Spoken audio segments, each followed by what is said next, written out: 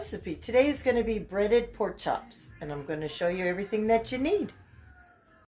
Today for the breaded pork chops, you need crackers or breadcrumbs, your choice, or flour even. I got my rolling pin, a pack of pork chops, a 6-pack, my milk, some curry powder, some dill, and my favorite seasoned meat tenderizer. It has everything in there. So I've already laid them in there and did all the seasonings that I want. My next step is I'm going to pour the milk in there to just coat them. Okay? Just enough to coat them, nothing more. And I'm going to let these soak in the ice box till I'm ready to cook them. While I'm doing that, I'm going to take 2 packets of Ritz crackers. I like the honey wheat because it's got a sweetness to them. I'm going to put them in this bag and I'm going to smash them into a dust, as you've seen in my recipe for meatloaf.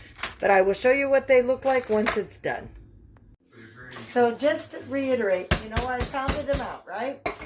You let the air out because sometimes bags get a little air after you've broken them. So to make them fine, I'm going to spread it out, right? And you're just going to roll. Because you want it as fine as a dust as you can get. Because you don't want no chunks. See, there's some little ones. So you just keep rolling until it's like a very fine, like if you take a graham cracker and you smash it up and you let the crumbs, but you want to go a little bit. Can't be as fine as flour, but there you go. You want to get it as thin of a dusty coating as you can.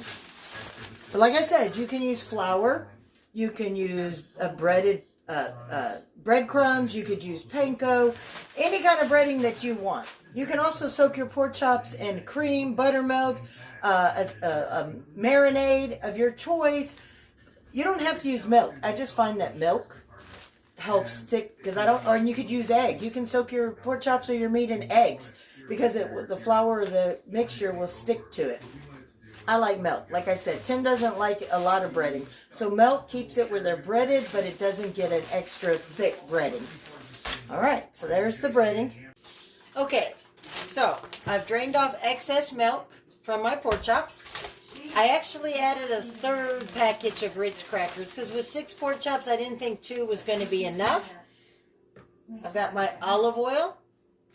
You could use any kind. They have grapeseed. They have all kinds of flavored olive oil. Light. I like the light. Got to eat as healthy as possible. And because they're thinner, just a light coating on the bottom. I'm going to heat that up. Now, for less mess, I'm just going to pour my crackers into the pork chops. You can also add the pork chops in the bag, which is always an easy way too. I'm just, as you see, I'm going to pull them up as I need them. And you just want to make sure that you coat that as much as you want it to coat. See? Thin dusting. And then I'm just going to place it in my olive oil. And I'm just going to keep doing this with all 6 of the pork chops.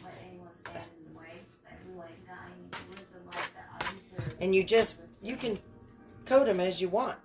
See? As much as you want.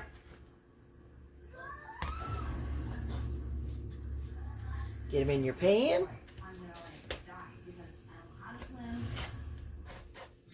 Anything that doesn't already have it, just keep coating.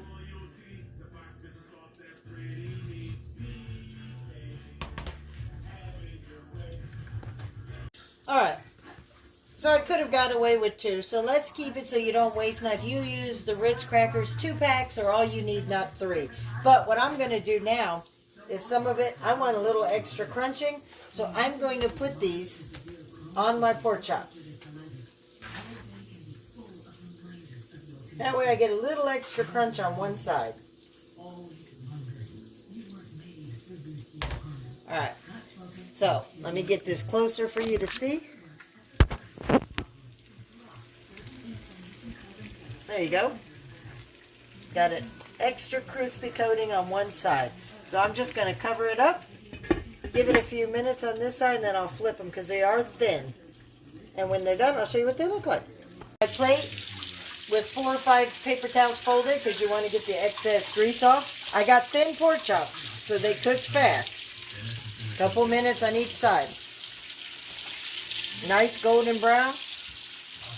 Look at that.